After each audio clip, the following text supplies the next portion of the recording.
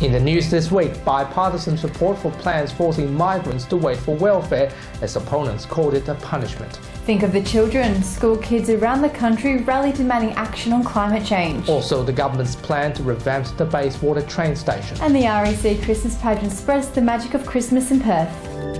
This is the Evening News with Ivan Leung and Danielle Staniskov. Good evening. Multicultural groups warned migrants will be punished for making Australia home as bipartisan support is reached for a 4-year wait to receive welfare. There are concerns the plan will lead to poverty for new arrivals. Nelson Liu begins our coverage. Migrants arriving in Australia seeking a new life, but it's about to get tougher to survive when they get here. It's completely inappropriate. The federal government wants migrants granted a permanent skilled or family visa after January 1 next year to wait up to 4 years for welfare, including carer, family and New Start payments. Multicultural groups say it will punish migrants for wanting to make Australia home. They're being disadvantaged. They're being treated in a fashion that no one else in Australia is being treated that way. They claim it's an anti-immigration strategy that now has the opposition's support. And the government's indicated very clearly that they want to reduce the numbers quite considerably, and this is the way they're doing it. Multicultural groups are concerned the federal government's plans will deter migrants from coming to Australia. Commentators, on the other hand, believe it's about getting votes ahead of next year's election. I don't think this is so much about migrants. I think this is very much about Australian voters. Ethnic groups say they have the Greens' support against the wait, but are calling on Labor to reverse their position. Nelson Liu, WAMN News. School children around the country boycotted a school day to protest outside Parliament, demanding the government takes much-needed action against climate change, with a promising commitment to renewable energy. Taylor Hanna has the story. Chanting and waving politically charged signs, speaking up for future generations. What do we want? Justice! When do we want it? Now! We are giving up our childhood to fight for our future.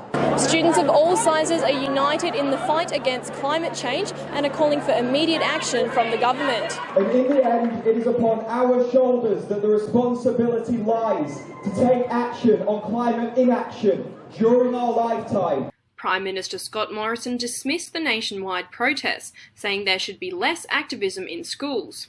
Local leader argued that children should not be missing from school. Primary school kids should be allowed to be children. Should be a learn, play, enjoy life, not to be used as political tools. I understand young people are very concerned because it's the world they're going to inherit. I'd probably say to them not to leave school. I think it's a bit silly that he's telling us to go to school and learn about sustainability and democracy, and now he's going to see it all put in action right here. Children were encouraged to write letters to the PM pushing for change, with a focus on renewable energies far away from fossil fuels and coal power. Taylor Hanna, WAMN News. Another public information night on the Outer Harbour in Kwinana attracted close to 500 people, all meeting to discuss the progress and the potential risks the new harbour will bring to surrounding areas. Tim Barlow, the co-convener of Fish Army, stands by the fact that the Outer Harbour is not needed and will have environmental repercussions. Mr. Barlow said the protests are supported by lots of community groups, helping to spread the word and keep the pressure up. Fish from the Sound go all the way north to Geraldton and as far south and to the east as Albany and Esperance, so it's a pretty important spawning site, and as Fisheries State it's the most critical one in the state. So the risk to those snapper stocks from the dredging and harbour works to us is too high a price to pay, so we're fighting it.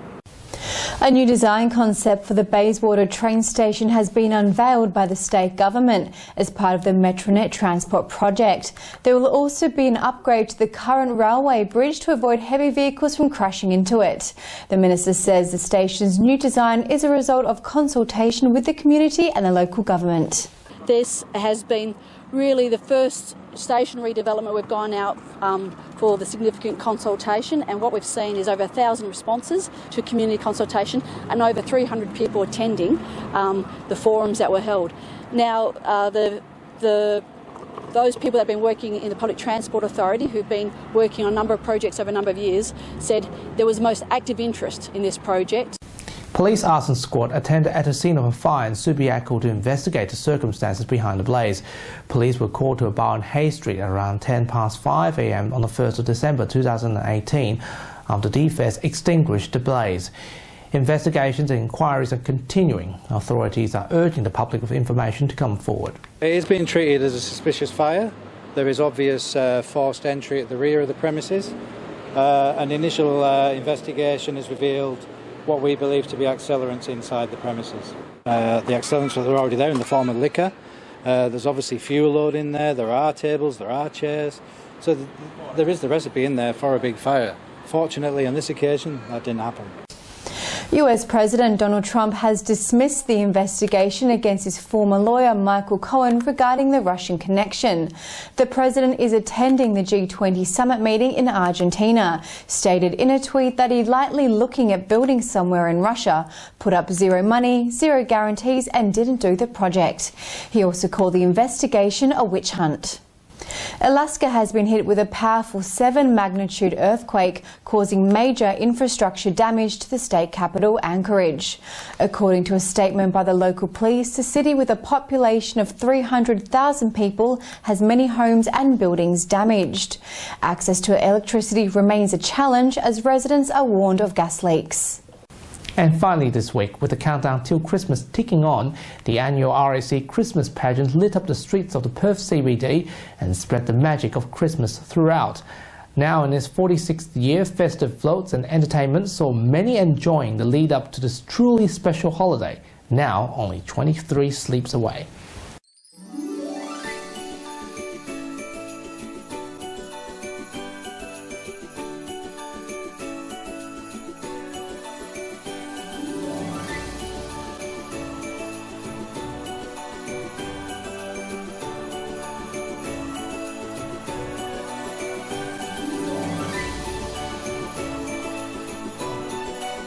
They're beautiful, aren't they? Definitely. And that's this week's top stories. You can read the latest news on our website and Facebook page. From Danny, myself and rest of the team until 8 o'clock next Sunday. Good night. Good night. Take care.